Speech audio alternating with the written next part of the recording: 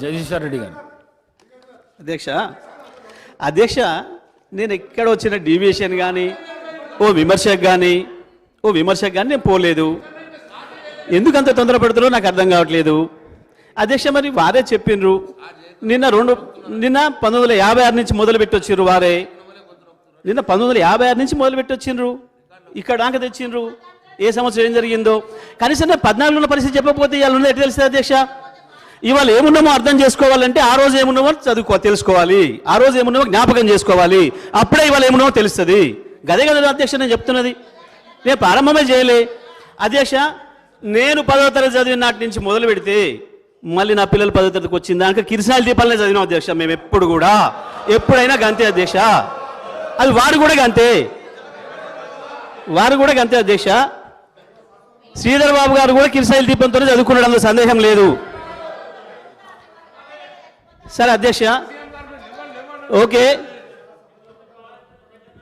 అధ్యక్ష. ఒకవేళ వాళ్ళు ఏదైనా రాసిచ్చి ఇదే చదివిపోవాలి అందరూ అంటే ఓకే, అది కూడా ఆలోచిద్దాం అధ్యక్ష. ఎందుకు ఆగమవుతున్నారు అప్పుడే అధ్యక్ష? ఇక మంచినీళ్ళ పరిస్థితి, విద్యార్థుల పరిస్థితి, అది మంచినీళ్ళ పరిస్థితి. మంచినీళ్ళు ఇంటికి మంచినీళ్ళు రాలే, బోరు బావి కాడికి పోయి మంచినీళ్ళు తెచ్చుకోవాల్సిన దుస్థితి ఆనాడు గ్రామాలలో పల్లెల్లో. దానికి పోతే కూడా బోరు బావి దగ్గర పోతే పోయేవరకే కరెంటు పోతే 2 గంటల 3 గంటల 4 గంటల ఎన్ని గంటలు ఉండాలనో ఎప్పుడు ఇంటికి పోవాలో తెలియని పరిస్థితి.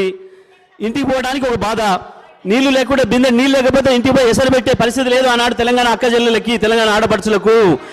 అక్కడ కూర్చొని ఇంటికి పోవడమా ఇక్కడ ఉండడం అనేది బాధ ఆ రోజు అధ్యక్ష. ఆ నుంచి పరిశ్రమలకి, వాణిజ్య రంగానికి, వ్యాపార రంగానికి ఏ ఒక్క షాప్ అయినా జనరేటర్ లేని షాప్ ఒక్కటి ఉండేనా, ఇన్వర్టర్ లేని ఇల్లు ఒక్కటి ఉండేనా అధ్యక్ష? అన్నాడు ఇన్వర్టర్లు జనరేటర్లు తప్ప మన బతుకు కరెంట్ లేదు అధ్యక్ష. అంతే అధ్యక్ష.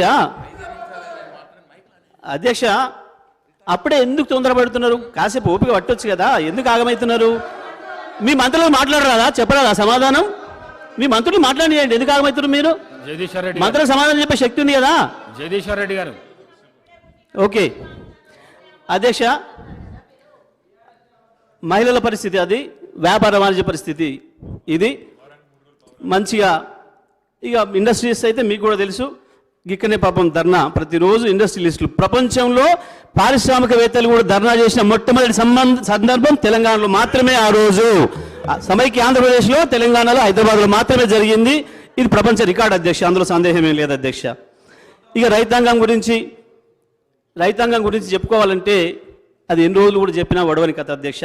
రైతాంగం పడ్డ బాధలు, రైతాంగం పడ్డ వ్యధలు, చచ్చిపోయిన రైతుల ఆత్మలు ఇప్పుడు కూడా చూస్తున్నాయి అధ్యక్ష. పైనుంచి ఈ అసెంబ్లీలో మనం ఏం మాట్లాడుకుంటున్నామో కూడా చూస్తున్నాయి అధ్యక్ష. అటువైపు నుంచి ఏం జరుగుతుంది, ఇటువైపు నుంచి ఏం జరుగుతుంది, ఎట్లా దబాయింపు జరుగుతున్నాయి అనేది కూడా పైన చూస్తున్నాయి అధ్యక్ష, అందులో సందేహం లేదు అధ్యక్ష. ఏముండే అధ్యక్ష, మొట్టమొదలు బండెడ్ల అమ్మే కాంచి మొదలైంది రైతు పరిస్థితి. బండెడ్ల అమ్మే